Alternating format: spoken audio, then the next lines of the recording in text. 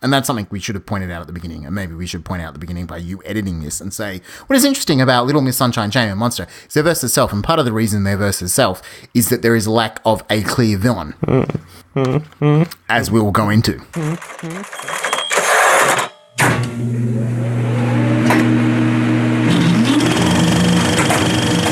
Hi, I'm Chaz Fisher. And I'm Stu Willis. And welcome to Draft Zero, a podcast where two Aussie filmmakers try to work out what makes great screenplays work. And in this episode part 2, we are trying to work out what makes great antagonistic forces work. This is part 2 of a series on forces of antagonism. If you haven't listened to part 1, we really recommend you start there.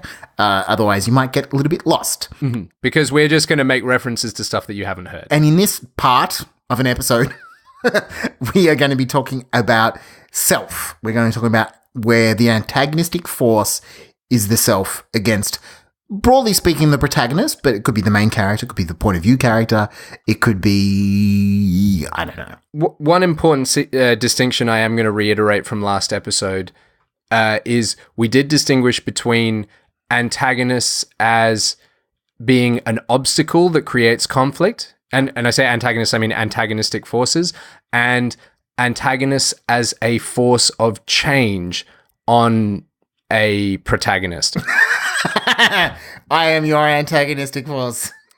My point being, the 3 films that we've decided to look at, and there's going to be many tangents, we've got a huge list of films to reference, but the 3 films we're going to explore in detail from the lens of how the protagonist themselves is the main source of antagonistic force are Little Miss Sunshine, Shame, Monster, and if we get to it, we'll talk a little bit about the TV series Mindhunters. Are we going to do them in that order? Yeah. I mean, Little Miss Sunshine's interesting because it's an ensemble film. Where I would like to start, because I think this is an important distinction, is that there is a category of films in which the internal conflict, the versus self conflict, is externalized quite literally in a secondary character. So in Fight Club, there is the Jack and there is Tyler Durden. That is about an inner conflict between Jack and Tyler Durden that is manifested quite exceptionally or notably with Tyler Durden being Brad Pitt. You know, the manifestation of his kind of inner desires of who he wants to be. But also Black Swan, the kind of internal conflict of Natalie Portman's character, whose name escapes me, is whether it's her dealing with mental illness or the pressures of a job is manifested in another character. And even Inside Out, the internal conflicts of the girl are manifested in all these characters. And I guess like Herman's Head before that, which is like Inside Out for adults, like the conflict of Herman's was manifested with all those characters. Because I think what was challenging about this topic is that these, and as we all get into the detail of, that when you are dealing on a dramatized screen story, if you're dealing with internal conflicts, that you have to find ways to dramatize it, which means that you'll end up pushing things out to external conflicts, whether they're plot conflicts or character conflicts, to tease out these internal stories. And there's kind of a category of the most obvious genre that relates to self is the addiction movie, which is kind of, you know, thinking Leaving Las Vegas or Postcards for the Edge or Prozac Nation's characters dealing with their addiction, but their addiction becomes a form, it creates the obstacles and it creates the forces of change for these characters to either submit to their addiction or to overcome them. Where the thing they have to overcome, while there may still be external sources of antagonists that either inspire them or push them back into their addiction, what they have to overcome is themselves. We kind of decided to not really overly look at those films because they ultimately, if you like in Fight Club, if you externalize Jack's struggle to Tyler Durden becoming the antagonist, really it's a versus human story. Like the way dramatically that the story works and in terms of the way you structure your sequences and your scenes and the dramatic questions you ask become a versus human story. And that's completely legitimate. I'm not trying to say it's the wrong way to do it. It's just that they solve their dramatization problems by kind of pushing it into another style. And as we will get to, what is interesting is in the versus nature films, the way they manifest the internal character stuff is often through environmental factors. So this kind of left us with a little bit more of a in-between meta genre of stories where the character questions drove the story, that the internal conflict of the characters drove the story, but was not externalized to quite the same extent. Yes. Should we start with Little Miss Sunshine? Olive, dinner in 10 minutes. Dwayne, can you check on Frank? Tell him it's dinner time. Why, you don't talk anymore? You can talk, you just choose not to. Is that Nietzsche?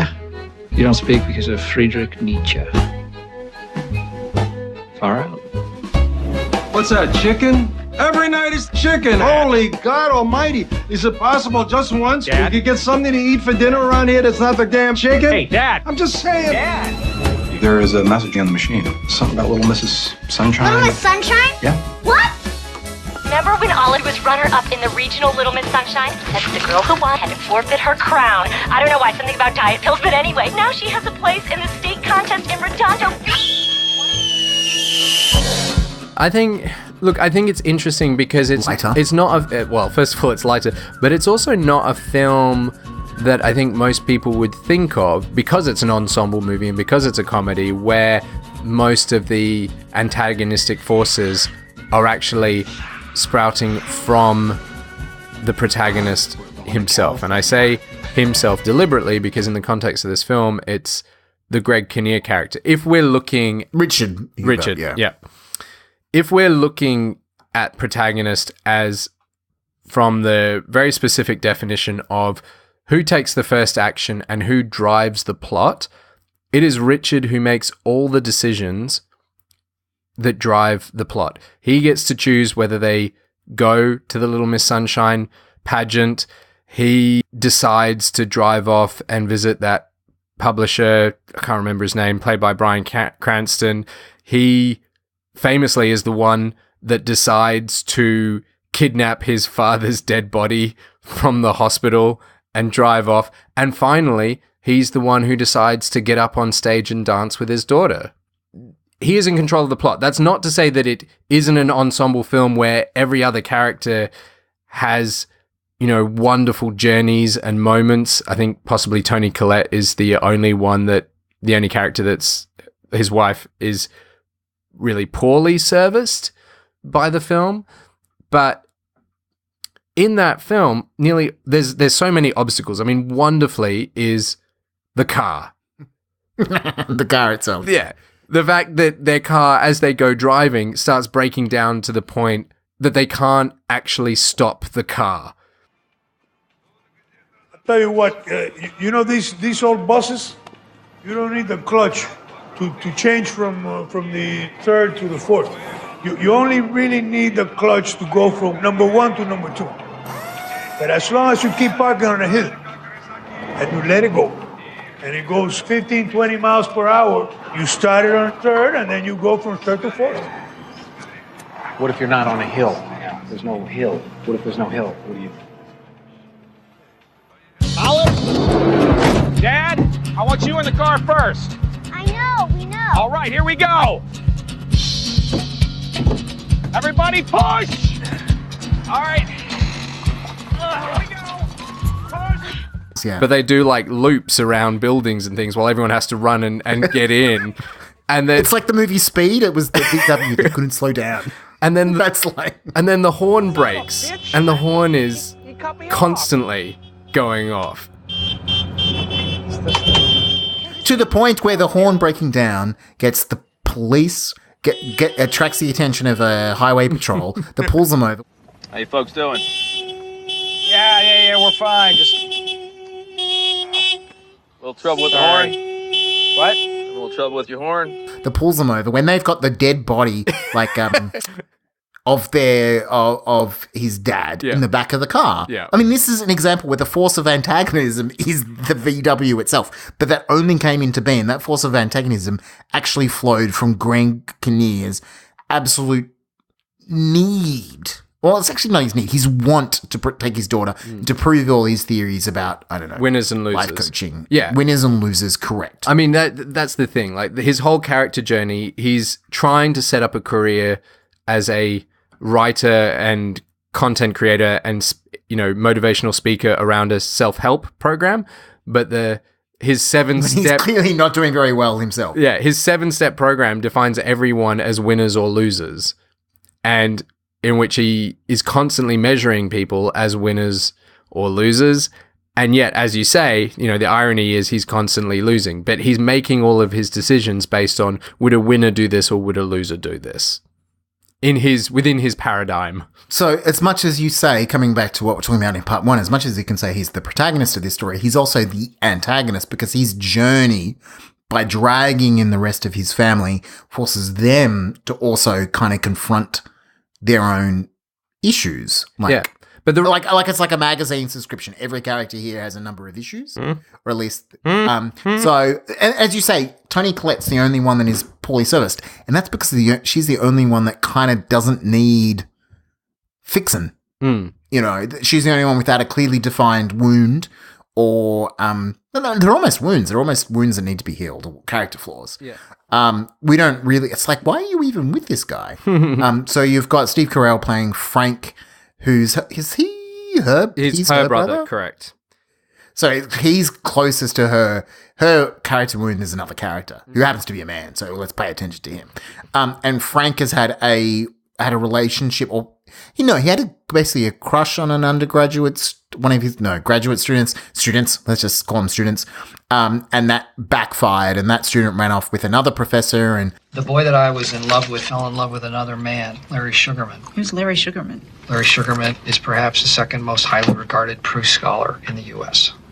Who's number one? That would be me, Rich. What? So, that's one. No. What happened was I was a bit upset. So I said some things that I shouldn't have said, and I did some things that I shouldn't have done, and subsequently I was fired from my job and forced to move out of my apartment and move into a motel. And that's when you tried to... Well, no. Actually, all of that was okay. What happened was 2 days ago, the MacArthur Foundation, in its infinite wisdom, awarded a genius grant to Larry Sugarman. And that's when I decided to check out early. Yes. And I failed at that as well. Right. So that's his thing, is dealing with that issue. Then you've got Paul Dano playing Dwayne, which is... her son from another marriage. Yes. And he's kind of reading Nietzsche. He's taken a vow of... silence. I was going to say silence, mutism. as he's trying to prepare to join the Air Force, I believe. Yes. And then you've got Olive, which is the daughter, who's the one who wants to be the beauty queen. And they set her up in such a way that we kind of go, oh, yeah, she's not necessarily the beauty queen type. And then you've got Alan Arkin playing Edward, who's the aforementioned soon-to-be dead father of Richard, who's a recovering drug addict. Well, no, I don't know. He's not. No, he's been kicked out of the nursing home because he's been using drugs. What happened at Sunset Manor? Frank, don't encourage him. What happened? I'll tell you what happened. I paid my money. They took my money. I should be able to do what the fuck I want. He started snorting heroin. You started snorting heroin? I'm old. Well, that stuff will kill you. What am I, an idiot? And don't you start taking that shit. When you're young, you're crazy to do that stuff. He's seeing the end of his life, and he wants to have sex with as many women as he can and do as much cocaine as he can. I think he's actually into heroin, but whatever. Is it? Okay. Sorry. Anyway, the point is they each have clearly defined problems that they need to overcome by the end of the film. Yeah. And they're internal. They're of their own making. Yes. And even Paul Dano's, the Dwayne's character appears to be an external thing, which is that his goal is to be in the Air Force. That soon manifests at a certain point in the story that his problem is internal because he's colorblind. That's a plot thing that they're just playing around with some things and he realizes that he's colorblind, which means he's not going to get into the Air Force. And so his internal thing is, what am I going to do with myself? Right? Well, part of it is also one of the reasons it becomes clear that he wants to join the Air Force is just to escape his family. And, one of his internal journey is actually to come and embrace his family for such as they are. Yeah. And Richard's thing is to get given up on thinking of people as winners and losers. I guess because I think, you know, the idea is that he actually probably feels himself as a loser, and that's kind of his want is to publish this book and be a winner, and his need is to accept himself. Who actually all of these characters just need to accept who themselves. I mean, Edwin is the most. He doesn't super have a journey. He kind of becomes a force of antagonism when he dies. Yeah, but he's also a force of antagonism constantly. Like he's transgressive. I know you're homo and all, but maybe you can appreciate this. You go to one of those places, there's 4 women for every guy. Can you imagine what that's like? You must have been very busy. Oh, I had 2nd-degree burns on my Johnson. I kid you not. Really? Forget about it. But we've got an excellent summary here of what their wants and needs are, and how the journey itself, as well as plot obstacles, forces them to move away from their want and address their character need. But the reason why we're doing this episode here and not in the versus humans is nearly all of the plot obstacles are created by Richard, and his journey is entirely, you know, the thing that he has to overcome is himself. He is the obstacle to his own happiness. So not only does his approach to life create the plot obstacles that he has to overcome, they're also his own internal character question. And as well. What he says to Olive is, at the beginning, he's basically... There's no sense in entering a contest if you don't think you're going to win. So, do you think you can win, Little Miss Sunshine? Richard. Are you going to win? Yes. We're going to California. There's no point going unless you think you can win this thing, right? But then he ends up putting a lot of pressure on her that ultimately builds up to the end where he thinks that she can't win compared to all the other kind of unfortunately hypersexualized preteen girls. As to do with a beauty pageant. And we kind of know that he was thinking that, and he's got doubts, but he kind of needed to prove himself to the family, which I guess is part of it. His want is to prove, or his need is to prove himself in front of the family, but he doesn't get it through being what he wants. He ultimately proves himself to his family by getting up and dancing with Olive at the end. Yeah. That's how he proves himself to his family. And that's a... But he's not trying to prove himself to his family.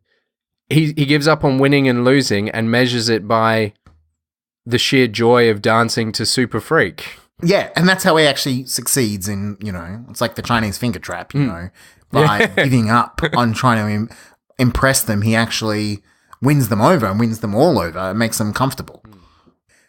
In terms of the versus self, so what is clever about this film is you say there's all these plot obstacles to do with the VW and then what do they do when Alan Arkin characters die and how they have to smuggle him out of the vehicle. That's all plot, right? And they're fun plot obstacles. But the character obstacles are set up really early. And Richard's character question, for lack of, or character obstacle is, you know, will he... It's a hard one to articulate, which makes me feel, coming back to our sequence questions episode, makes it feel that it is a character question, because when we see him in that room giving a lecture about being a winner and then we cut to the audience and it's very small. It's like, wow, you're the guy. When are you going to realize that maybe you're one of the losers that they're talking about? Or when are you going to become a winner? It's a hard thing to articulate. And because it's a hard thing to articulate is what actually makes that payoff happen at the end, because it's about him accepting who he is, you know, and who his family is. Yeah. He needs to learn the subtle art of not giving a fuck. That's really what he needs to. Because there's definitely a vanity to him. He's wanting how he wants to be perceived. He is brought, before he comes to embrace that, his low point, which is very closely tied to the low point of the film, which is the grandfather's death. His low point is realizing that his publishing opportunity is never going to happen. Oh, it's Stan Grossman, yeah. Hello, Stan. You're the one that said it would sell. That's what I thought at the time. But it's a great program. You said so yourself. I mean, I don't understand. It's not the program, Richard. It's you. Okay? No one's heard of you.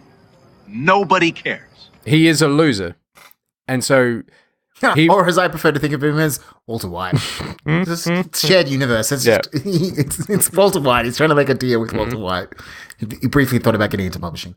His confrontation, his internal question, he gets confronted with the fact that I am a loser, so what do I drive for in life now that I am the very thing that I'm trying to teach people not to be? And he finds value elsewhere. And it's manifested, and there is an antagonist once, and speaking of sequence antagonists, right, once they actually arrive at the pageant, there is the pageant organizer. I don't even know her name. She's she's just the villain, and she's the one who wants to stop Olive dancing to Super Freak with this kind of slightly stripteasy dance that hilariously Alan Arkin's character Edwin had choreographed for her, and she says that at the beginning. This is really important to me that my grandpa taught me, and then she starts, and it's kind of an irony for an adult audience where we realize that in some ways what the preteen, that the other girls are doing is kind of more disturbing in terms of how they're presenting themselves. And so she operates as an antagonist because at that point of the film, the characters are no longer Richard's ultimately soon going to resolve his issues, but even Frank and Dwayne have kind of resolved their internal issues.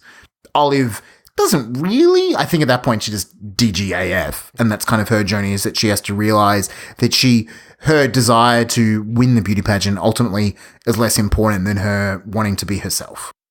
Yeah, I'm not sure if she has that. She's almost like the dramatization of Richard's problems. In that, she's just a girl. She's like the Tyler Durden to his Jack. I don't want to be a loser. You're not a loser. Where'd you get the idea you're a loser? Because Dad hates losers. Whoa. Back up a minute. You know what a loser is?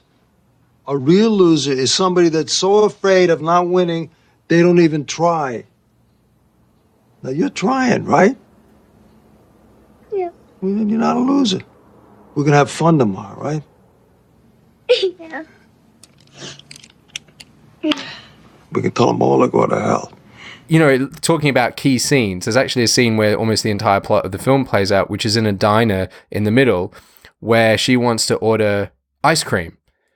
And her dad starts trying to encourage her. He basically tries to fat shame her, saying... Okay, but Olive, let me ask you this.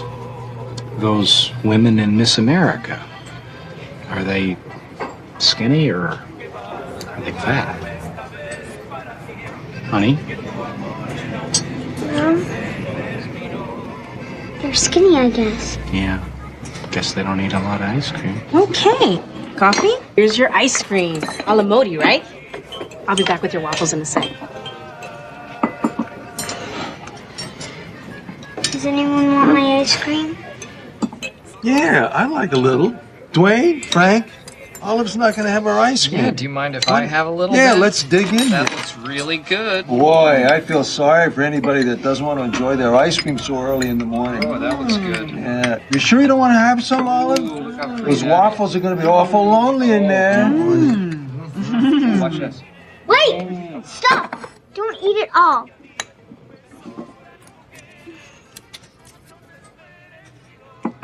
All right, Olive. Richard. And in a way, that plays out all the beats of the entire film, other than you don't get the beat where Richard loses, but he doesn't join in. And at the end of the film, is everyone out? Well, he's the first one to kind of eat her ice cream in a way, which is to dance along. Yeah, exactly.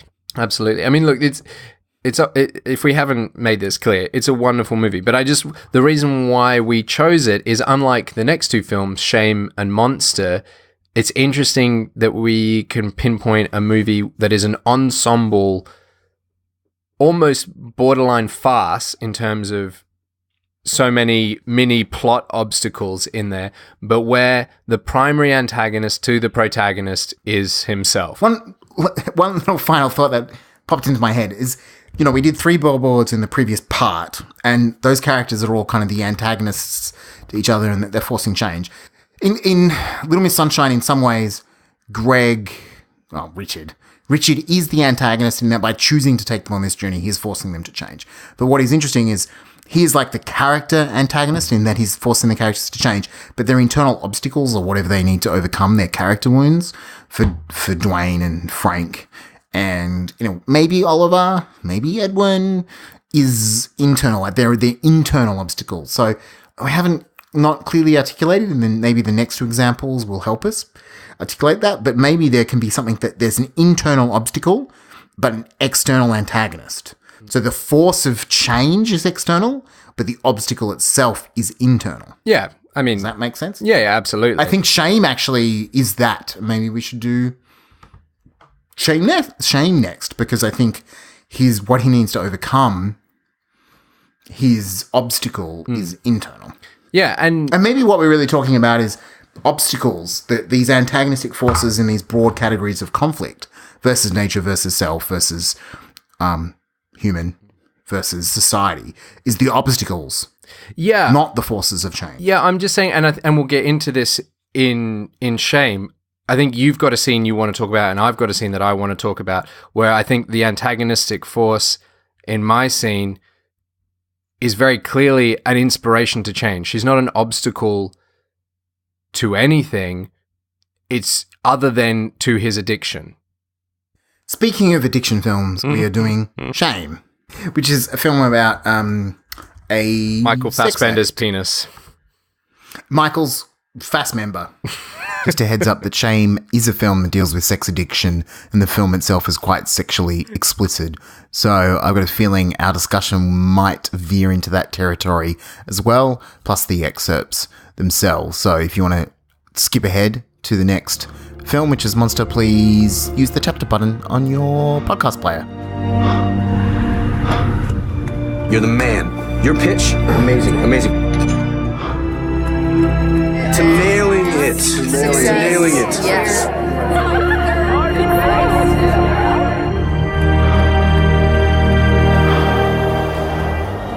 How'd it go last night? Good night. Let's do it again tonight. And my sister's playing downtown somewhere. I stay for a few days. I used to be free. That's my boss. Hey, do you want to play? Your hard drive is filthy. I mean, it is dirty. Slowly. I'm trying to help you. How are you helping me, huh? You come in here and you're a weight on me. You're a burden. You want to get out of here? I could take you somewhere. We're family. We're meant to look after each other. Hey, Romeo! Brandon, please will you pick up the phone? We show a lot of Michael's Fassbender, but Brandon is his name.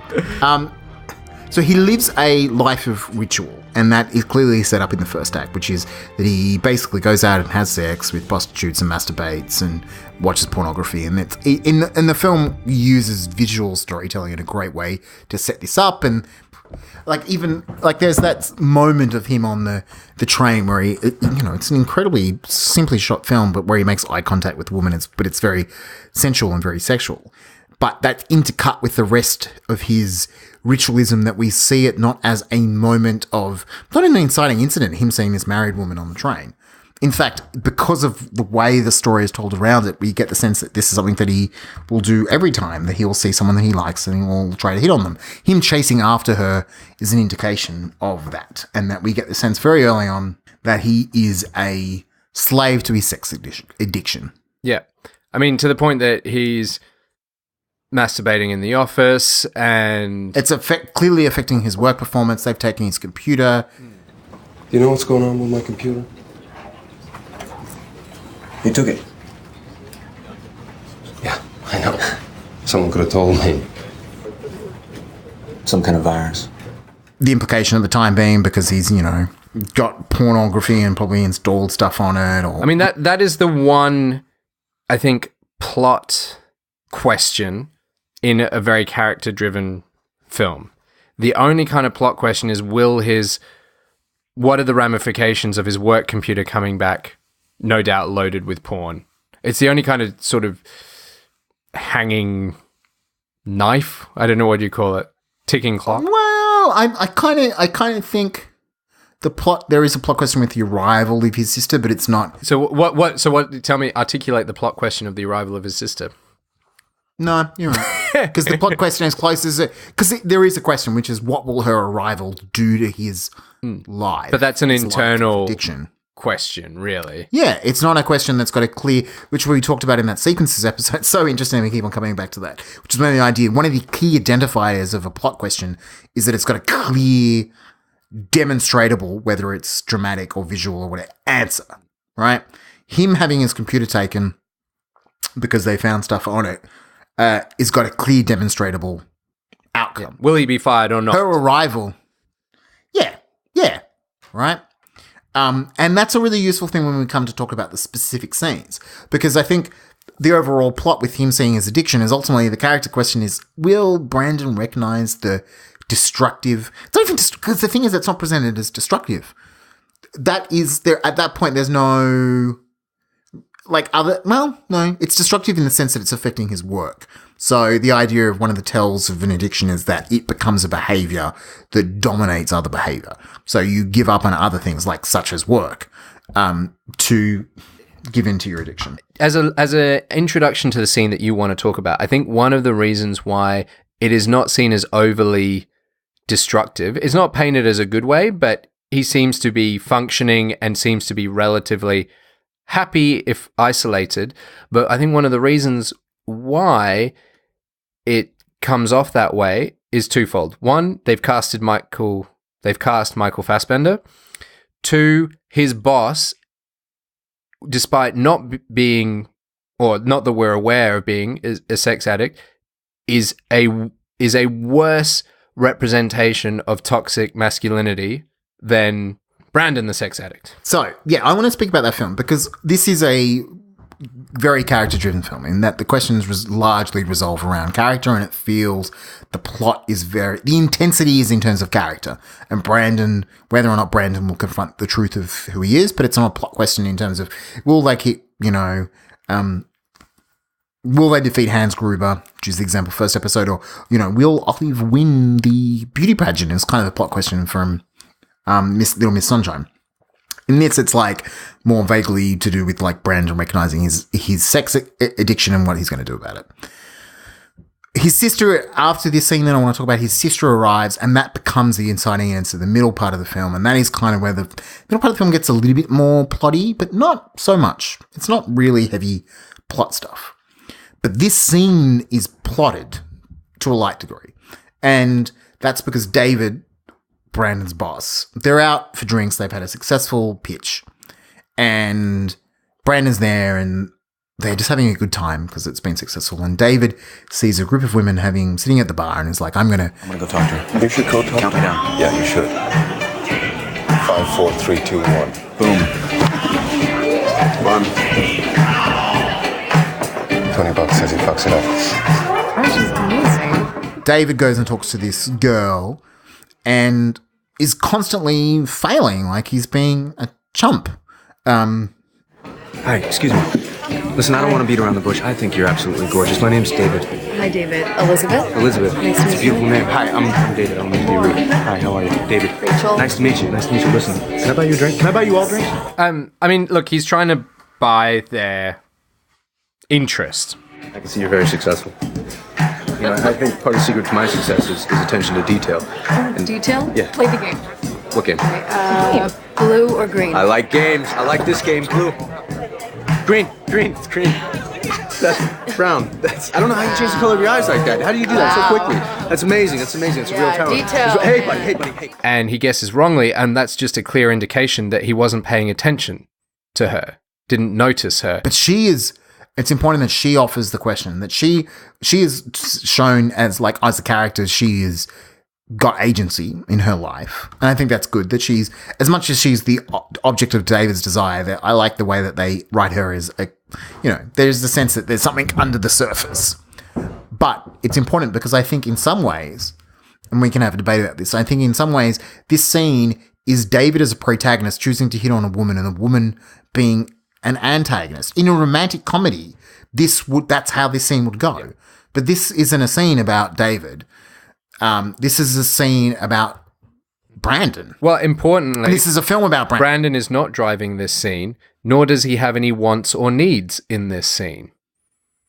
He just ends up going up to them, realizing, like, answering the question about her eyes. Answering He's it looking accurately because accurate. He, for all of his addiction, he notices people, or at least women. Listen, we're playing a game here. Close your eyes again.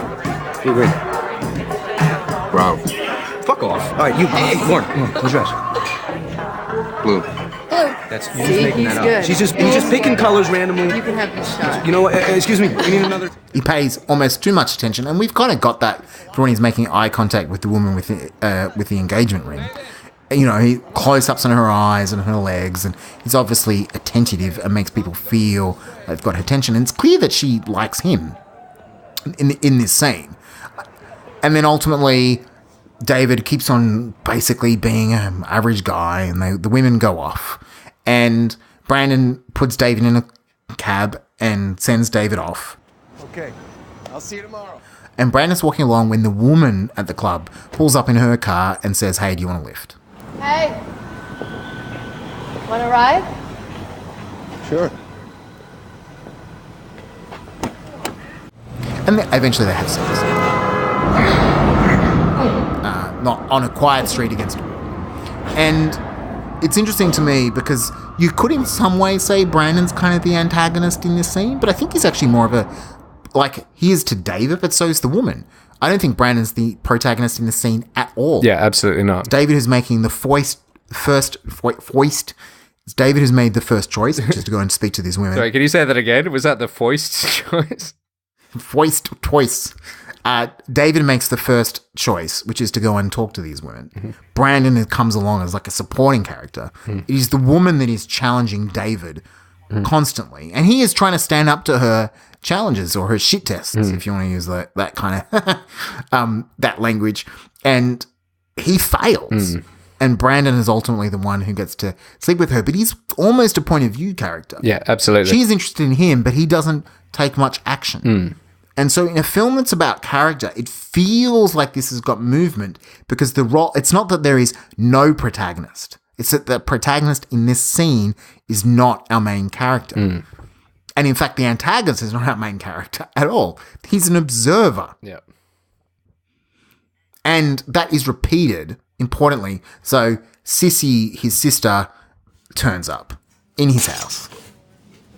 I'm doing a couple of gigs. Yeah, sure. Can I stay? You want toast? Just for a few days. I'd stay with Mark, but he's being a fucking asshole. Mark? Please. Jesus, Sissy. What do you expect? Pretty please? Look, you get the sofa and you get your ass off it before I leave every morning. I promise I will. Okay. We leave in 15. Okay. Basically, she's announcing it, and Brandon and David go to see her perform, which is New York and New York. And there is some idea of history. It kind of reveals more history between Brandon and her. But ultimately, we again seeing David flirt with Sissy in a kind of like a mirror of this scene. I love your brother. What an amazing man. How long are you here for? I don't know. You don't know? Can I see you again? Please? Is that too forward? I find you fascinating. I really do. I think you're a fascinating creature. I'd love to see you again. Listen, why don't we, this is a celebration. Let's get champagne. Yes! Champagne for everybody. The whole table. Come on. Champagne. But it's clear because it's her sister that she is now his antagonist in this middle section of the film. Well, it's the film does some very interesting things. Because it's his sister, it's the one woman he can't sexualize in the film.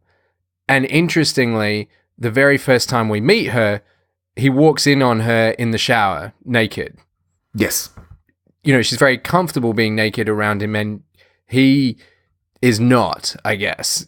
You know, not that he's sexualizing her, but he's not comfortable around asexual intimacy. And that's, as a result of his addiction. So, yep, they go and have that bar. They go to see her perform. As you say, it's the mirror of the previous bar scene. But once again, David is the observer. Once again, his disgusting boss, who is married and has kids, is trying to pick up someone. But he's trying to pick up Brandon's sister and is successful.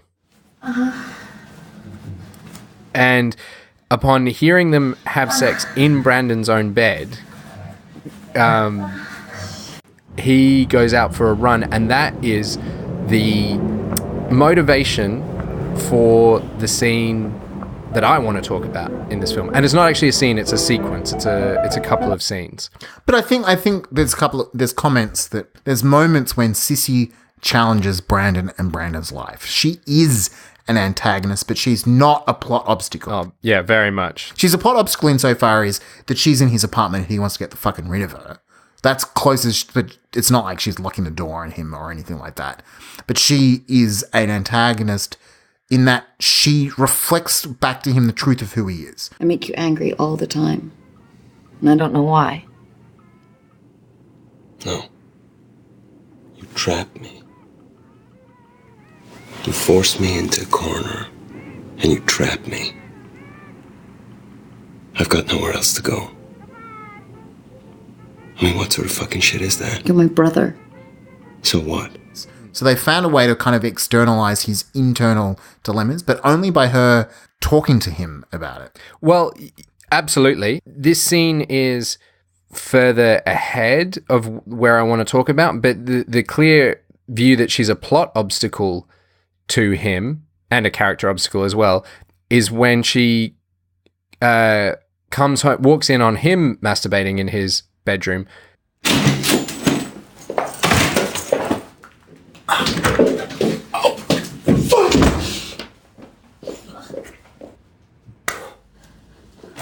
you fucking spying on me? Lock the fucking door, Brandon. You fucking spy? I'm a fucking spy. He chases her out of the room. She then finds like the sex live web chat that he was talking to. Hey, where's Brandon? Are you Brandon's girlfriend? Do you want to play? You want to play with my tits? It forces him to kick her out of his apartment, but then it forces him to throw away all his pornography and all his computers. He tries to make a conscious change for good, or away from his addiction. Good. I don't want to put labels on this. And that scene is in the middle of the sequence that I want to talk about. Can I head into it? Yes. Okay. So Brandon has previously flirted across the work office space with a coworker called Marianne. And after the night of his sister sleeping with his boss, he asks her out on a date. And it's just a proper dinner date. It's actually, ostensibly not a very good date. Like it feels very awkward. A lot of it is in one single take where it doesn't feel like they're having a super close connection. And the waiter in a way is being an obstacle. Yeah. He's just superimposing. Yeah. The waiter is fantastically awful at his job. Want some wine? Sure. White? Red? Red? Maybe... Pinot Noir is light, if you like it, like... light. And even when they're walking down the street afterwards and he poses some crappy hypothetical, like... If you had a choice to live in the past or the future, and you could be anything you wanted to be, what would you be? Oh, here. Now. That's boring. Fuck you. Like, the worst thing you could say on a first date. And the date ends and they're like at that moment where should they kiss, should they not? And she just walks away. But the point is, it's so wonderful because he's actually striving for a human connection. Like, human's not the right word, but he's striving for intimacy, not sex. And he goes home after that. And I'm pretty sure that's when Sissy discovers him masturbating, and they have their argument. Correct. And that leads to him finding his laptop, etc., etc. And basically, at that point, he then disposes of all his pornography and that laptop and all the other sex-related stuff. Yeah. And in a way, he's kind of cleansing himself of this addictive lifestyle. Correct. So that's what he's... And the very next scene is him going and like getting Marianne out of work and heading to a hotel where he's previously seen someone else having sex through the hotel window. And there he tries to have an intimate sexual experience and he can't. He's impotent. And this is, obviously, my point being, in those previous scenes that you're talking about, he's not been the protagonist. In this scene, he's clearly the protagonist, and she is clearly the antagonistic force. She is the dramatic representation of him defeating his obstacle, which is his sex addiction. She is calling him to to choose his need over his want. Marianne is, or? Yeah, Marianne is. Okay. And I think his sister as well, right? So they're clearly human antagonistic forces, and I use that in terms of they're calling for him to change, not just presenting obstacles. Yeah. And in contrast to the other scenes. And he can't do it. He's impotent. His addiction wins. And she leaves, and he calls a prostitute to come so that they can engage in the exact same sexual act that he saw through the window. And that starts his spiral of series of... He gives in to his addiction. Yeah, he just fully dives into it. So he goes home and kicks out his sister after she's like, it's an amazing scene. It's an amazing scene when she's talking about how they need to help each other. And he basically says she's irresponsible, a burden. You come in here and you're a weight on me. Do you understand me? You're a burden. You're just fucking dragging me down. How are you helping me? You can't even clean up after yourself. I'm going out. Right. And then you'll come back and we'll just have the same fucking conversation again. No, you'll move out. Sissy's the antagonist in terms of this middle section of the film because she is the one who challenges him. Yeah. And when he doesn't like where that leads him, he throws her out. He rejects his antagonist and then gives in to his addiction, which is this incredible sequence of him, hitting rock bottom. Yeah. He ends up going to a gay bar where he hooks up with a man and then he goes and has sex with prostitutes. Like, it's clear he's completely... So it's 3 different sexual encounters. You've talked about the last 2. The first one is he hits on a woman in a bar and gets into a fight as a result. Because he basically hits onto her, explains to her in graphic detail what he wants to do to her. Boyfriend comes over and says, "What did you say to her?" And he tells him. Yeah. He's picking a fight. And then he beats her up. Yeah. He beats up Brandon. And that leads to the other 2 sexual encounters. And when he's on the way home on the train, and it's very cleverly used a point of view because at this point it's established that Sissy is someone that self-harms her. There's a moment early on where she's like teetering on the edge of the subway platform that we're on the subway, and they're asked to leave asked to leave the train because of a police emergency.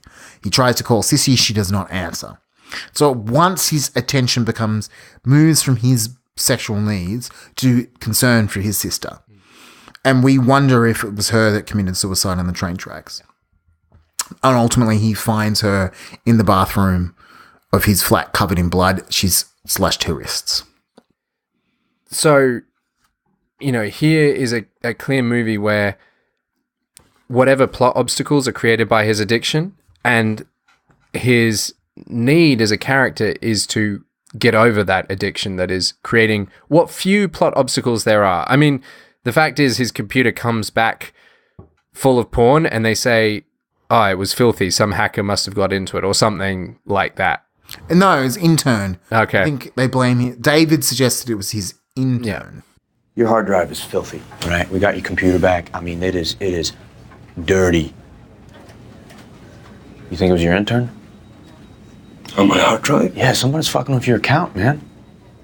We're blowing our wad in cash, Takes a really, really sick fuck to spend all day on that shit. And it happens earlier in the film. It's got a feeling it happens after David sleeps with Sissy, like it's some weird kind of payback. That, and there is this interesting moment where Sissy is basically incessantly called David, that she's kind of like a love addict. Like her behavior is obsessive in the same way that Brandon's behavior is obsessive. It just manifests in different ways.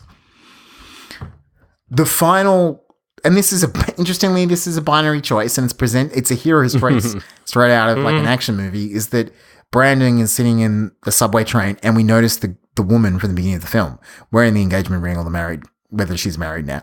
And she starts looking at him, kind of egging him on, for lack of a better word, or at least she just starts flirting with him. And Brandon kind of buys into it, but when she leaves, as opposed to him following her, he doesn't. That is the extent of his character change over the course of the film. Yes. But it's clearly, like in terms of a binary to represent change, he either stands and follows her or doesn't, and he doesn't give in to his addiction. We don't know if he's fully defeated his addiction, but you feel like maybe his focus has shifted. Well, I think here's the change. I think he wants to. He wants to change. Yeah. Whereas I think in the beginning of the film, he didn't have any desire to change. He didn't see any downside to his addiction. I mean, we're not... The scene, the culmination of him giving into his addiction, the sequence where he's ending up having sex with two prostitutes at the same time, it's extremely graphic, but there's also... It ends with... It almost looks like he's an animal. And it ends with this haunted look on his face. And it's hugely confronting and incredible performance moment that I don't know how they wrote that on the page. I think get Fassbender to act. But yes, it is a film that is remarkable, you know, for all us saying we had trouble finding films where the self is the main antagonist. I thought, this is a really great example of that. But they had to maintain it, they brought in Sissy, because I don't think, in the sense of her being a force for change, her arrival, I don't think Brandon would have kept on living the life he was living until her arrival. Yeah. And his boss is a source of antagonism because he sleeps with his sister. Yeah, but it's not just that. I think he sees him as, I may be a sex addict, but I'm not that. You're a dependency. You're a parasite. You don't have anybody. You have me and your fucking pervert boss. You slept with that fucking pervert boss. What does that make you? Don't talk to me about sex life, Brandon. Not from you. Yeah, I'm not. I know who I am. And he has a conversation about with Marianne about how he doesn't believe in commitment. One person for the rest of your life. You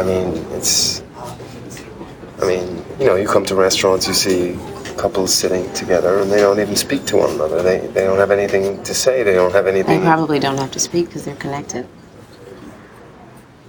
Or they're just bored with one another. So he is clear that he is which is probably why he's having sex with prostitutes and stuff like that. He's very clear about the transactional nature of his relationships. Here's how I'd put it. I think if he were asked who respects women more, you or your boss, he would hands down say, I respect women more. And I think the film portrays him as respecting women more. Yeah, in his own way, which is he's honest about it. I don't think it's necessarily respect, but I think he's honest. I guess what we're trying to show here is a film that is ostensibly character story about someone that's in an addict film. It has external forms of antagonism. And even if the journey is internal, but finds a way, but the question it asks at the beginning is a character question. And that force, that antagonistic force, his kind of animal nature as manifested or demonstrated or dramatized by him running after the married woman, is answered by the end of the film. That's how it frames its story. So, shall we dive into Monster? And before we get into Monster, just a bit of a warning up front this is a film that's pretty heavy going. It's a true story about a real life serial killer and deals with sexual assault, sexual violence, and molestation on top of all the killing. So if you're sensitive to such discussions, please feel free to skip forward to the next chapter. When I was little, I had a lot of dreams. I lived that way for a long, long time, dreaming like that. But one day it just stopped. I'm kind of broke right now. So I'm just trying to make some cash somehow. Well, maybe I can help you out. By the time I met Selby Wall, all I wanted was a beer. Can I buy you that drink? I got my own money. I'm just trying to talk to someone. Do you want to stay with me? Who was that person? She was just a friend I made. I think she was a street person. Hey, lady love, you need a ride? Can I ask you a question? Are you a prostitute? Sweetie, who killed that man? What do you think?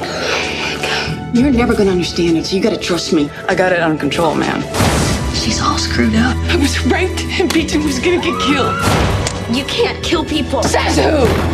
You knew. No. Selby. The thing no one ever realized about me was that I could train myself into anything. I mean, would you call it a biopic? I don't really know how dramatized it is or not, but it's ostensibly about the life of Eileen Wuornos, who was a famous female serial killer in the US. And when I suggested this as an example of where the main antagonist is the protagonist, a versus self example, you were like, is it? And I thought about it for a second, and it had been a long time since I watched the movie, and I'm like, you know what? I'm not too sure. I could be completely wrong on that front. But after having rewatched the film, I think it leans very heavily onto your view that sequences have protagonists and antagonists and that they can change. And I definitely think in the first half of this movie, she is not her own antagonist. There are external antagonists, which we can talk about. But in the second half of the film, and in fact, the whole thematic question of the film is about whether she had choice in what she did or not. So, to summarize the story, is that Aileen moves to Florida, where she meets Selby. Even though she asserts she's not gay, they get drinking, they kind of hit up a relationship. Aileen promises to take Selby away from her home life, such as it is. Aileen is a prostitute. I should have said that. Aileen is a prostitute, and that she turns tricks to make money. She is, one of her clients, one of her Johns, rapes and brutalizes her, and she kills him in self-defense. Before that, she tries to go clean and give up prostitution and find legitimate work, but because she has no, basically, work history, she is rejected constantly. And so she returns to prostitution to make money, and then she starts killing her Johns and robbing them. But not all of the Johns as the film will make pains to see. It's stuff that it's people that she determines are bad men, more or less. I mean, if you can wrap up the story, because I want to talk about those decisions. This is a serial killer film where we're following we're in the point of view that the protagonist is a serial killer. So in a way, I guess it's like The Killer Inside Me, which I haven't seen. But it's not a gangster film like Scarface, even though those gangsters are fucking murderous motherfuckers anyway. But this film makes some certain choices to how they frame this journey of the character and the antagonism that is presented to Aileen. But I think this is where you want to go with it. Yeah, well, look, in the first sequence, clearly Selby is in the true rom-com, because it's like there's a meet cute. My name's Selby. Lee. And there's a coming together, and there's a courtship. But you're tomorrow, right? Yeah. All right. Well, maybe we could go somewhere. Okay. Maybe we could get a room or something, Okay. Oh, I don't have any money. I get it. And they genuinely fall in love, and it's actually quite beautiful. And so Selby is, she's a source of antagonism on Lee. She's, inspiring Lee to not be a prostitute. Wait, what'd you say? You quit? Hooking. I quit hooking. Why? Why? Because I shit. It's time, man. I fucking hate it. I thought you said it wasn't that bad. Well, it is, not always, but it's not the point, Sal. I got you now. I got everything going for me. So I'm gonna do it up royal. This time I'm doing it up royal. How about that? All right, but what are you gonna do about work? Exactly. I'll get a job. Go clean. Straighten up, Fuck it, man. I'll get a career. I mean, it's a wonderful, beautiful love scene, right? Similarly, Aileen is inspiring Selby because Selby's been exiled. This is the family situation. Has kind of been exiled. This girl in my church, she told everyone that I tried to kiss her, so my parents basically disowned me. And I decided to come down here to try to figure some things out. Then this happened before I could get a job, so that's that. And so she's got to go home and basically meet a boy and get married because her parents are religious, and Aileen's like basically saying it's okay for you to be gay. Yeah. So everything's working out and we're real happy. But I just thought you could tell my family because we're going to be relocating for a little bit. So you're choosing to go this way? No, this is not a choice. I'm not choosing anything. This is the way I am. And I'm not going to feel bad about it anymore. You can tell him that too. And Aileen, and then obviously the horrific rape and her subsequent self-defense killing of her rapist, these are all external antagonistic forces. Then once she decides to give up hooking after that, she doesn't tell Selby what happens originally. She just says, I'm going to give up hooking. And you've got the world being the antagonist. No one will employ her. I see. You're from Daytona Beach, and all of that looks great. It must be wonderful. But can I tell you something? When the beach party is over, you don't get to say, you know what? I think now I'd like to have what everybody else has worked their entire life for. It doesn't work that way. Fuck you, man. Yeah, fuck you. You don't fucking know me. Okay, great. That's great. See, now I'm so sorry I didn't hire you before. And, even there's a cop who pulls her over and it forces her to have sex with him because he'd picked her up for hooking previously. It went real easy on you too, so seems to me that you might owe me one. Yeah, you sure went easy on me. You almost broke my fucking jaw. Oh, please. Did you do time? And it's played out in point of view where you think he's taking her to the police station. Turns out he's just taking to a underground car park. And yeah, it's horrible. At this point in the film, all the sources of antagonism are external to her. And she gets to the point where she says the words, oh man, fuck it, I'm going back. No, I understand if you can't hook anymore. The truth is, I don't even mind. I wanted to go back before I was just so shit scared of getting caught, That was the only reason. I've been hooking since I was 13, man. Who the fuck am I kidding? I'm a hooker. Right? And that very first John that she goes back to, there does some really interesting cinematic techniques where it goes into her head and there's a loud tone and music going on, and it's clearly that she's suffering some kind of post-traumatic stress disorder. And she ends up killing him. Oh, because he makes some comment about his daughter or something like that. No, he says, call me daddy while I fuck you, huh? Try. Why, you like to fuck your kids? Yeah. And then we begin to kind of unravel her backstory from that point forward, which is revealed very slowly over time, which is more or less, she started getting into prostitution because, her father's, quote-unquote father, which is actually her grandfather, his friends would come around and have sex with her. And see, I don't fuck men. Used to. Mostly against my will, though. Yeah, this old guy used to rape me when I was 8. Real good friend of my dad's, So I go to my dad, tell him what's going on. My dad don't fucking believe me, so his friend keeps raping me for years. And the fucking kicker to the story is that my dad fucking beats me up for it. Fucking horrible. But it's a very slow reveal. And then she starts, as you said, she starts doing it for money. She starts picking Johns and murdering them. Although what is really interesting is that with each John that it shows in the film, she is actually presented with a choice. There's one guy who is clearly, she like starts getting herself ready to murder him. She starts saying, "You like it tough, huh? You want to hurt me?" She starts like getting herself worked up, ready to kill him, and he turns around and says, "No, I don't like it rough." But you got a fucking problem? What? Cat got your fucking tongue, huh? I don't like it rough. I've never done this before. I have.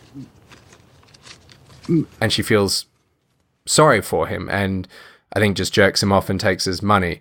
But it shows that it is a choice. Now, there's 2 more murders after that are shown in the film.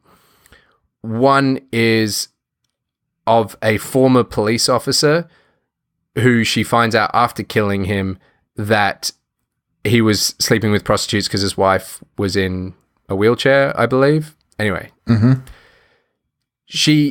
And then the final victim is a nice, kind man who picks her up and genuinely wants to help her, does not pick her up as a prostitute. If you need some help, I'll do what I can to get you back with your kids. But maybe you need a room or shower, some warm clothes. Our son's room's empty if you want it, and I'm sure my wife wouldn't mind a bit. And she's screaming, like, he's screaming to her, "You don't have to do this." I can't. You don't have to. You're just having a hard time. No, I can't let you live. Oh, God, my wife. My wife. My daughter's having a baby. Shut the fuck up! Oh, God. Oh, God, I'm sorry. My babies. My granddaughter. And she has to do it in the way that the performance and the moment and all that is portrayed. And in amongst all these murders is Selby and her relationship breaking apart. But there's one discussion between Selby and her, I'm not sure if it's an aunt or a church figure, but someone she was staying with, where the aunt is saying you can't blame a tough life for the choices that you make. No, she has had a real hard life. Oh, honey. Lots of people have bad lives and they still choose to move towards the light. Otherwise, we'd all be hookers and druggies because somebody yelled at us or we had a mean mom. I don't want to hear this. So that's a point of view of one side of the film. And the other side is Lee saying, I feel like I never had a fucking choice. Fuck, man, circumstance. That's exactly it. That's exactly it. You know, it's like I feel like I never had a fucking choice. You never did, but you gotta live. I think this is a decision that the film has made into, well, not the film, Patty Jenkins, who wrote it and directed it. Patty Jenkins has chosen to frame the film. So as I explained that they have teased out the backstory of Aileen, that at the beginning we feel like it's consensual, her choosing to sleep with boys because she wants to be a movie star. And then we realize that her backstory is more sinister. That, if coming back to our Marvel episodes, they could have opened this to show her character wound, that her wound was that she was sexually abused as a very young child, was rejected because effectively her father or mum, maybe her father left and she was raised by her grandparents that then sold her into prostitution. Whatever the specific details may be, the film could have opened in that way that were very sympathetic and that would presented her quite clear from first action to from first moment to final consequence would have been that her killing these men was a consequence of that. Instead, the film is framing it. Yes, it does open with a voiceover and it's kind of her naivety or her delusion about her upbringing. I always wanted to be in the movies. When I was little, I thought for sure one day I could be a big, big star. Or maybe just beautiful. And you can't see it in this excerpt because it's pictures, but this voiceover is contrasted to the images that tell the story of how Aileen became a hooker. It starts with her showing her breasts to boys, to hitching a ride with a guy, sleeping with him, and then him paying her. It's her journey to how she became a prostitute. And the opening is designed to show the contradictions in her life and her worldview. I heard that Marilyn Monroe was discovered in a soda shop, and I thought for sure it could be like that. So I started going out real young, and I was always secretly looking for who was going to discover me. Was it this guy? Or maybe this one? You never knew. But even if they couldn't take me all the way, like Marilyn, they would somehow believe in me just enough. They would see me for what I could be and think I was beautiful. It was nice. But one day it just stopped. And this sequence ends with her under a bridge, playing with a gun and thinking about suicide. There is a clear line between what she is saying in the voiceover, what we see is unfolding in her life, and where she ends up at the beginning of our story. By the time I met Selby Wall, shit, all I wanted was a beer. The first real question the film asks is a character question. Will Aileen kill herself? In a way, she did kill herself, but it's will she harm herself, or why does she want to hurt herself? Why? What is the battle? That her contemplating suicide is the character question, and they show that before she meets Selby. This is very similar structurally to what Shame did, which is that the destructive behavior of Brandon is shown first. So Aileen's destructive behavior is shown first, both with her sleeping with young boys or showing them her, taking her off and showing them her tits and stuff like that from a young age, and then connecting that to her suicide. We see her destructive behavior at the beginning. We don't see the destruction or the damage that was done to her. We see the damage that she's trying to do with herself. And I think that then colours the rest of the film. And I think in terms of the question and that idea that the kind of antagonistic question, or the question that you're asking very early on, defines the primary antagonist or the primary conflict of the story. Yeah. And you're absolutely right. In terms of structure is very important to this. Is those details about what was done to her are only revealed. They're revealed before the final murder, but they're revealed after the murder of the former police officer. And I thought she told Selby. She tells Selby some things. My brothers and sisters screwed me royal. Because after my dad had killed himself, we were out on the streets. And the neighbors would let them stay over, but only if I didn't tag along, So I steered clear. But I knew they didn't have any money, I was having a hook anyway, so I just always made sure they had new clothes and cigarettes and stuff like that. But then this one night we're at this party and this guy comes in and he's like, yeah, she fucked so-and-so.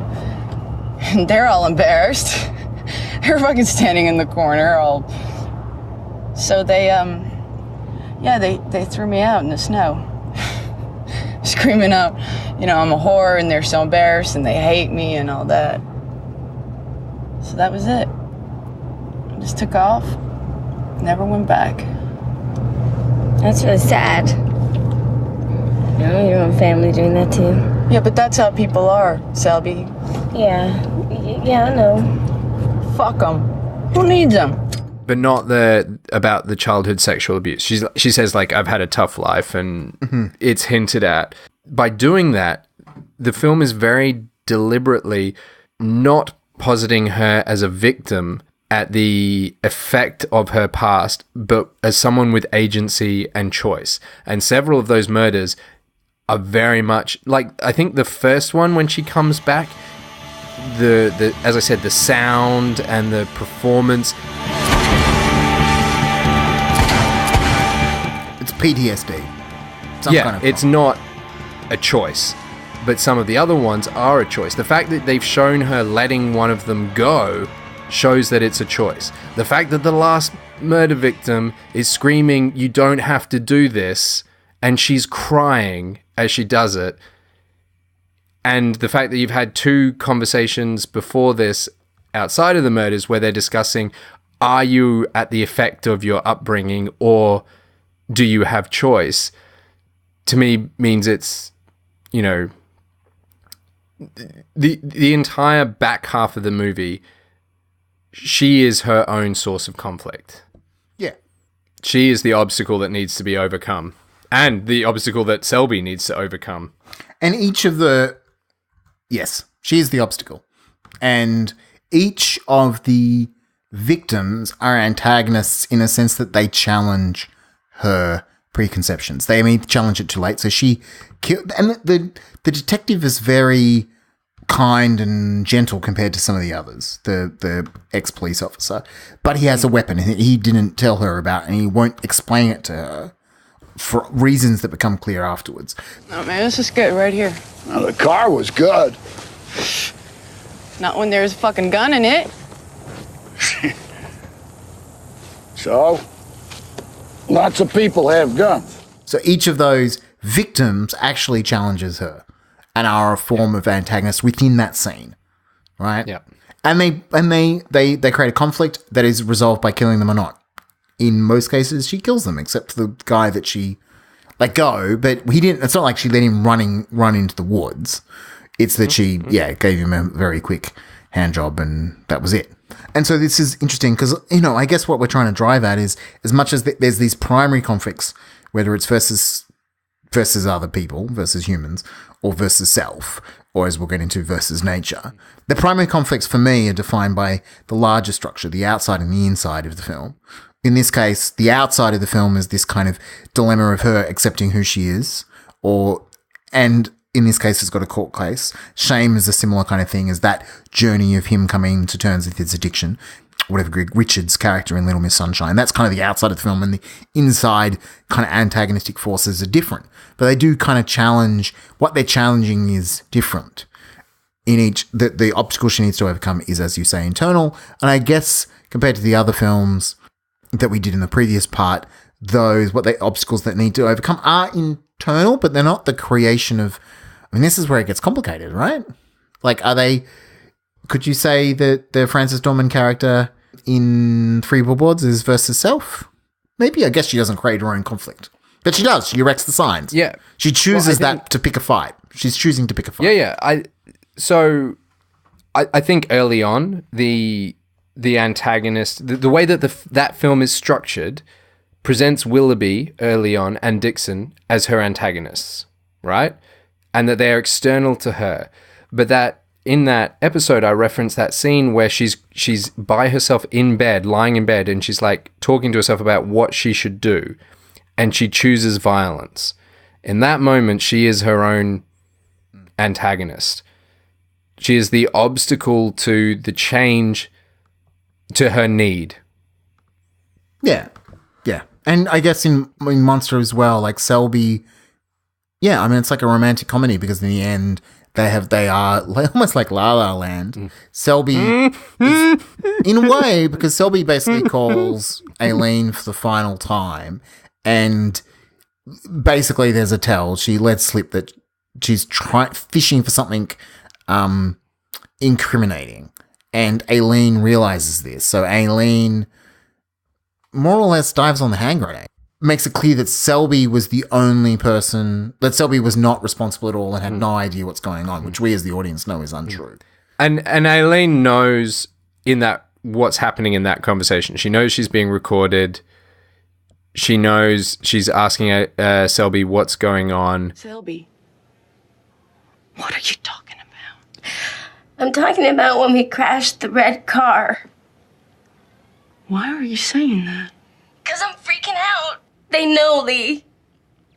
They know, and they're coming after me, and I know I'm gonna go down. No, Selby.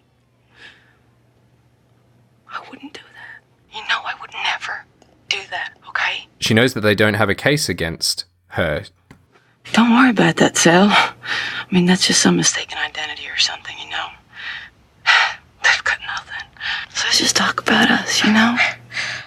She's saying like there's lots of doubt and that she's got a strong case and they may have to let her go. And she knows that she's being played. You're gonna let me go down for something you did. Selby, I didn't do anything. Lee. And she confesses to save Selby. I just want a normal, happy life. I don't know why he did this. Because I love you. Because I love you, and I never wanted to lose you, that's all. I love you with all my heart. my soul, my mind. And I'd never let you down, all right? Because it was me. It was only me. And I'll tell them that, okay? But it's over for me now. And I'm never gonna see you again. Yeah. Yes. And, you know, she's given a final choice to die for love.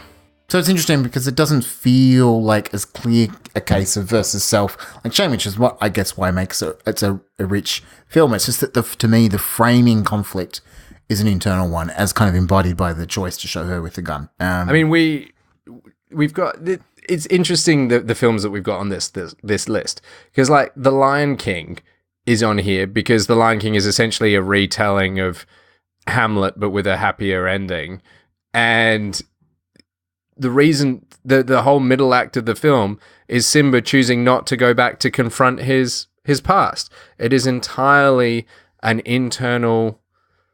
All the repercussions of what's happening back in the Pride Lands are as a direct result of him and his internal decision. So I think, you know, when we were looking at films versus self under this very strict paradigm, it felt that we were, you know, either being tipped towards films that don't really get made anymore, like a very sort of, you know, new wave 70s cinema, or we were getting tipped towards more art house films. But I've really enjoyed the fact that we've looked at Little Miss Sunshine, and, you know, we've got examples on here like The Lion King. It's interesting. I can't believe I'm rereading Jack's question now, but given we're kind of like somewhat halfway through our breakdown, his question was actually specifically about the lack of a primary antagonist. And I think we'll deal with more of his question later on, but I think hopefully at the halfway point of our 4 key conflict areas is that, yes, in humans versus humans and versus self, there's a primary antagonist, but that the antagonistic forces manifest in myriad ways, multiple ways. Yeah. And in the example of, you know, Mindhunter, Monster, Shame, Little Miss Sunshine, there is a primary antagonist or a primary villain or force of change that can be the protagonist themselves that leads to all these things, these decisions. And I think we'll deal with more of his question at the end, but, you know, I think if we're going to nature, which is something that feels like it lacks a villain, you know, this is next part, that ultimately there is a primary antagonist, that it is nature. It's just that there's no villain. And I think maybe what is interesting about Little Miss Sunshine and Shame and Monster is really in comparison to Die Hard and Misery, unless to a lesser extent 3 Billboards, is there as a lack of a clear villain. And that's something we should have pointed out at the beginning, and maybe we should point out at the beginning by you editing this and saying, what is interesting about Little Miss Sunshine, Shame and Monster is they're versus self, and part of the reason they're versus self is that there is a lack of a clear villain. Well, as we will go into. I think, you know, I might not move that to the beginning because I think that's a nice point to end it on. So given that we're kind of over the time limit we've set ourselves for these parts, did you want to try and reveal whether or not you've had any particular learnings? I've got a few learnings, but I think my main one is actually hearkening back to a feeling I got from Die Hard, which was that the idea of John McClane was carved out by the antagonistic forces, and that was really reinforced in this part versus self, where if the self is the antagonist, then every single interaction that character has will be by nature antagonistic, you know, and that's a wonderful byproduct, I think, of having the self be the generator of both the external and inner obstacles of the character. But the thing that really blew my mind a little bit was when you were talking about the structure of Monster that Patty Jenkins created, and how her holding back of the reveal changes what the antagonistic forces in the film are. If they'd started with Lee's wound or her background or like her childhood abuse, then the antagonistic forces would have been perceived very differently. There would have been almost no feeling that Lee had character or agency in a lot of her decisions, whereas by choosing when to reveal it, it really carved Lee out as a character in a way that I think I will be mulling for some time. And yourself, Stu? Firstly, I'm glad to see that my antagonistic force is leading you to, to blow your mind. That's pretty cool. I guess I'm just going to touch on that briefly because it's not a chief learning, but I think one of the things that I've been talking about since the first episode, which I think will be clearer when we talk about disaster films, is the relationship between the antagonistic force and genre. In a way, thinking about genre is inherently related to thinking about what your antagonist is. There is a version of Monster which is where Aileen is the villain. She is the antagonist. It's Silence of the Lambs. It's, can these detectives catch Aileen before she kills again? Right? There is a version of that film. Or even from Selby. A film that takes Selby's point of view even more. Like, here's someone who seduced Selby and took her on a ride into the darkness kind of thing. And, I mean, we're talking in big brushstrokes there, but it is kind of like a big brushstroke thing. I suspect when people conceive of their ideas, they're probably conceiving of the antagonistic force as part of it, whether or not they're conscious of it. But something I wanted to kind of point out, because I think we'll keep on coming back to it. Speaking of Selby, the other thing, and this will lead to a bigger point about pressure, but I think one of the things that we didn't touch on Monster, but as I've been thinking about, has kind of hit me, and I think is related to the other films, is the importance of secrets. And it's something that comes up, I think, or has come up for me when working on television shows, that characters need secrets that they're keeping from each other, whether they're consciously telling lies or they're lying through admission. There's information they don't want to reveal. And in this case, Aileen in particular has information she doesn't want to reveal to Selby, namely that she is actually killing. So she's lying about it. And also kind of information that she doesn't want to reveal to herself. But what's important is a lot of those scenes between Selby and Aileen is that there is pressure. This is the key word. Pressure on Aileen to confess to Selby that she's indeed killing them. And also, I guess, in a way, maybe Selby herself, her acquiescence, if not the fact that she's effectively an accomplice to what's going on. And when Aileen makes a choice, she's put under pressure again. She's put under pressure at the end when Selby calls with the officers listening in, and Aileen is put under pressure either to involve Selby or to effectively dive on the hand grenade and take the blame herself, to say it was all her. And that pressure results in Aileen making that decision. So I think it's a very late stage for me to introduce the idea of pressure, but it's something that I do think about a lot. And in some ways, I think as a writer, pressure is a more tangible tool than antagonistic forces. As much as we love being technical, putting your character under pressure, and you put them under pressure and you keep on increasing the pressure till you force them to make a choice or to change. And I think that is coming back to the example we used in like episode 1 about the person running along in the horror movie being chased by the monster or the killer and then trying to use the door handle. That doesn't seem like it is putting the character under pressure, because the character at that point had an escape plan and they need to make a decision in the moment. Now it can be very minute kind of plot obstacle where it's like, oh, maybe they bash the glass in and try to hotwire the car, or they run in a different direction. Either way, it's increasing the pressure on the character.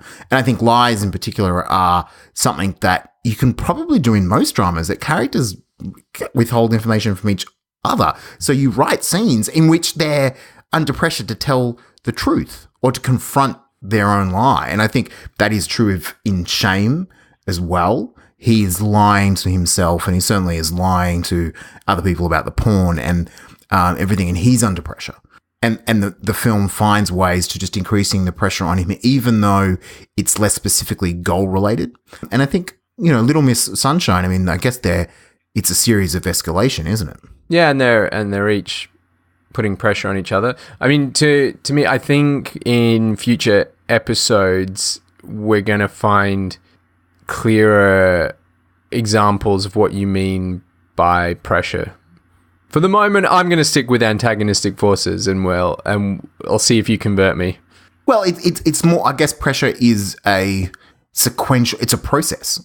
Putting a character under pressure, it's kind of got a verbal, it's verb? Is it a verb? Mm-hmm. Is it verbal? That is terrible English grammar. I think there is it's kind of active. Mm-hmm. Putting the character under pressure is a lot more active than antagonistic force. There is pressure is obviously a noun, but it also operates as a verb. It coerces, you pressurize, you push, you pull, whatever. I think it implies all those things. So I like it because it's got an activeness, but it's also a process that ultimately, over the course of shame, Brandon is pressurized until ultimately he does, or we believe he does something about his addiction. In Monster, Aileen, the sequence of events put her under pressure initially, so she starts committing murders, right? And then ultimately her taking, until she then fucks up. The course of the sequence of events pressures her until she fucks up, and she is it the police officer that gets her caught? I can't remember what actually specifically gets her in trap. No, it's the car. So the relationship between her and Selby that leads to them getting caught. But ultimately, and then she confesses, and then she also takes the complete rap for what's going on. Oh, okay. Can I jump in on Monster quickly? Because I think what's interesting is that when Lee starts almost planning murders and choosing to murder when there is not that pressure, like she's not under self-defense, she's not suffering from PTSD. At least that's how Patty Jenkins represents those later murders. But she's pressurized into doing it because we've seen her try to get work, and she's failed to do that. She's been thwarted. Well, no, she's pressured to go back into hooking, not into murdering. Yeah, that is true. And the choice that she ends up making is to murder people for money. So the pressure changes from, PTSD or self-defense or a lack of choice from her upbringing to being, well, this is a good way to earn a living, or the only way I can earn a living. And she kind of embraces it. And the only reason I raise that as an example is because I think that's the point the movie's trying to make. Anyway, before we get too lost in the wilderness again, just stay tuned for hopefully a relatively quicker release of part 3 of this exploration of antagonists, which will be versus nature. And we'll be, just in case you want to watch anything, we'll be looking at All Is Lost, The Grey, and Contagion. I thought I'd jump in and save you. Yeah. As always, super duper thanks to our Patreon supporters. They're what is getting us to trial this new format so that we can get more Draft Zero to you more frequently. And in particular, thanks to Paul, Sandra, Rob, Chris, Joachim, and Krob. You guys rule. See you. I'm going to say see you next week, but that's a complete lie. It's more likely to be 3 weeks, but we'll see. It's better than our normal release. And if you can't wait until then, stick around for Backmatter, where we discuss Mindhunter and the Steve Jobs movie. I hope you all feel like arguing with either Stu or myself about anything on this episode or anything in general. And you can find many ways of getting in touch with us at our website at draft-zero.com. At the website, you'll also find the show notes for this and all our other episodes, as well as links to support us and spread the word for free via a rating and review on Apple Podcasts. Very important for spreading the word. Or if you think that what we do here is worth $1 or preferably more than $1, then you can also find links to our Patreon page to support us getting these episodes to you quicker. Thanks. And thanks for listening. And now for Backmatter. I'm going to tangentialize briefly. Yes. Because I think this is another good example of a film that does this, which is when I was watching Monster, this was the first time I watched it, was for this episode. And I can't have helped, but having watched Mindhunter last year, which is like one of the best films I saw last year, was Mindhunter. A 10-hour movie. Yeah. 40 years ago, your FBI was founded hunting down John Dillinger. Now, we have extreme violence between strangers. Are criminals born? Or are they formed? Psychopaths are convinced that there's nothing wrong with them, so these men are virtually impossible to study. Yet you have found a way in near perfect laboratory conditions. Hello, ladies. That's what makes this so exciting and potentially so far-reaching. I can't let these guys rub off on me. The way they view sex. And women. It is not our job to commiserate with these people. It is our job to electrocute them. We can't like everything we do. We're talking to serial killers. Serial killers. New terminology. I'm trying to warn you, your attitude is going to bite you in the ass. So young to be ruining people's lives. What did you do? You're developing a pattern of behavior that will not sustain you here. Agent Ford, if you leave, I can't help you. There's no procedural rule book for how to talk to these people. If any of this is going to work, we need to talk to more subjects. More! You want truffles? You gotta get in the dirt with the pigs. My name's Bill Tench. This is my partner, Holden Ford. We're from the Federal Bureau of Investigation's Behavioral Science Unit. We're doing research, interviewing men like you. Certainly our goal is to be preemptive. We're the FBI, Holden. That is not our goal. Yet. The reason I wanted to bring up Mindhunter, because this was an interesting 10-hour film. I don't want to go into detail, but it felt like what was interesting about Mindhunter is that the antagonist over the course of the show kind of changed, right? Which is that at the beginning of the film, of the show, Holden is kind of the antagonist to Holden, or his obstacle, is the FBI itself, like him wanting them to modernize. And Bill Tench is kind of a personified antagonist of the FBI. Or particularly his boss, Shepherd, is that his name? Yeah, I would say the boss more so. Definitely Tench is an external antagonist, an external human antagonist, but it's more in the buddy cop kind of thing. Two different people thrown together on a road trip and how they rub off on each other. So, and there's all these forces that are challenging Holden. Yeah, I mean, I would say Holden challenges Tench more than Tench challenges Holden, and even and the kind of how they use Debbie's his girlfriend is interesting because she's, kind of almost like the pixie, manic pixie dream girl in the context of a Fincher style serial killer show where she is there to enable Holden to become the behavioral science because she opens up his eyes to kind of developments in psychology. Yeah. But it shifts because obviously each episode structurally is about almost each episode is about a different serial killer and they are the antagonists with his scenes. But ultimately where the show goes is that Holden, in a way, it's the idea that what it's trying to say is that to catch a psychopath, you need to be a psychopath. That Holden's, and they make an earlier comment about serial killing, it's actually Wendy Carr who does it, that psychopathy manifests in different ways and serial killing is one way that psychopathy manifests, but it's not the only one. She talks about business. And to me, she's actually talking about is Holden. That's kind of the thematic idea that Holden has become, if not always been, kind of a psychopath in that he's obsessed with the project, that people are only, he can kind of pretend to have emotions, but people are only there to enable him, which is why I think, which changed the kind of relationship to the girlfriend a little bit, because you go, oh yeah, you're only seeing him how he sees her, which is a tool to enable himself. And then the series film ultimately ends with him kind of collapsing in a panic attack at the end because he's actually no. Doesn't Kemper say that we're like?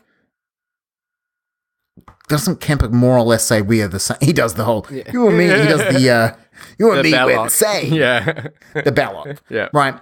But I think the difference is there's like similarly into Monster, Ford is not self-aware, unlike Shane, where he is Brandon. In Shane, Brandon is aware of his addiction but doesn't see it as a problem. Richard in Little Miss Sunshine doesn't. But I think Ford is even more oblivious to himself. So the obstacle he needs to overcome is himself, but the forces of change are external. Yeah, absolutely. What I would say is, look, they've got the luxury of 10 hours to tell their story. So they do dramatize his change towards being the antagonist of the show as well as the protagonist. Yes, it becomes, is because they have over time, initially he has allies, like Tench is his ally, his girlfriend is his ally. He's winning over these serial killers and they see him as a friend. Everyone looks at him favorably. And it's only as his actions, it starts with him getting involved, like it starts with him getting cocky and arrogant with the finding of that where they solve one murder, but then it's really his involvement with that school headmaster where he sees the impacts of his meddling and does not get affected by it. And, you know, it impacts on his relationship such that his girlfriend breaks up with him. He's creating problems with Tench. And even Shepard, who's been the classic antagonist, starts seeming like he's making sense. So they've got the luxury of time to convert him into...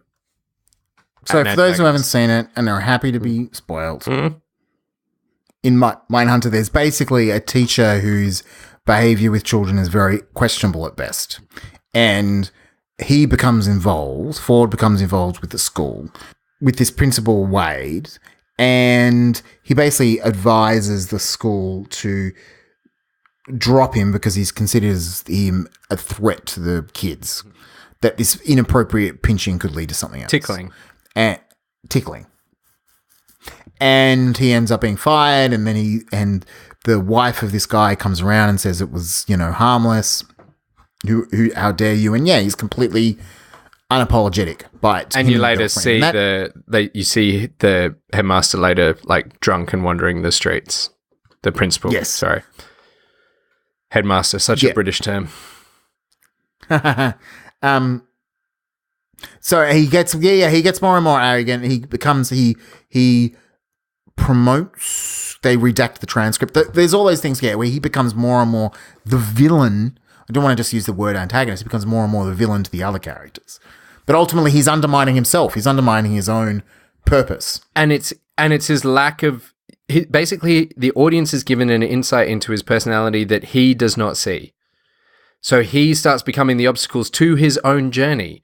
His own want is to, you know, bring behavioral analysis and behavioral profiling into the FBI, to update it, to save people. Like, he has all these altruistic intentions that he is seen early on as this altruistic Boy Scout. And then it gets to the point where it's about him. His fame. And he's working against his own interests, and he cannot see that. Yeah, he's, you know, it's not just that he's becoming a psychopath. That part of it is he wants the infamy that, like, Kemper wants. And that's what I mean, is that he becomes the antagonist, because not just is he the antagonist to the other characters, but he is the obstacle to his own objectives. And I think that is something not dissimilar to the Steve Jobs movie, which also has three very clear acts. Musicians play their instruments. I play the orchestra. I hear you've been worse than usual this morning. I didn't think that was possible. It's a system error. Fix it. Fix it? Yeah. We're not a pit crew at Daytona. This can't be fixed in seconds. You didn't have seconds. You had 3 weeks. The universe was created in a third of that time. Well, someday you'll have to tell us how you did it. You see how this reminds you of a friendly face? It's warm and it's playful and inviting and it needs to say hello. If you keep alienating people for no reason, there's gonna be no one left for it to say hello to. Your Apple stock was worth $441 million, while your daughter and her mother are on welfare. She's not my daughter! You must be able to see that she looks like you.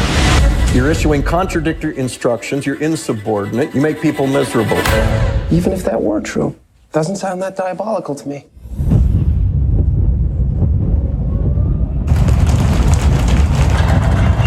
We've spoken to the fire marshal and the building manager. They're going to come in and tell everyone to leave. If a fire causes a stampede to the unmarked exits, it'll have been well worth it for those who survive.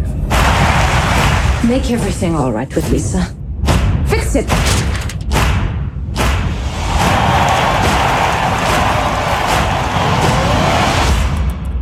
Again, it feels like the journey of that film is that he realized by the end of by the third act, it's more him becoming his own internal obstacle. Like, I mean, he's definitely... Well, it's almost like an Arc of Awesome, because he's not the obstacle. It is. He's the success. He is the Arc of Awesome. He's been, you know, was... Validated. Yeah, exactly, by not ever changing. Though he has to change his relationship to his daughter, and that's kind of how it's dramatized. No, you're wrong. It's not actually a versus self film at all, because, I mean, it is in that his kind of reality distortion field is mostly manifesting his relationship with his daughter, Lisa, and his inability to accept that she is his daughter, and that happens at the end of the film. And I mean, in some ways, that's similar to the shame structure, but there's the forces of antagonism in Steve Jobs are clearly other people. They're related to, like, the Steve Wozniak, the Lisa Brennan story, his old, whatever it is, the Pepsi guy, John Scully. They're all people that are challenging him, but they're all challenging him on the basis of who he is. Yeah, they're challenging him, but his job is to resist them. Yeah. That's what makes it interesting. Yeah, he resists them. But they're antagonists that have grown out of who he is. Yes. They are quite like they're his monsters. Yeah.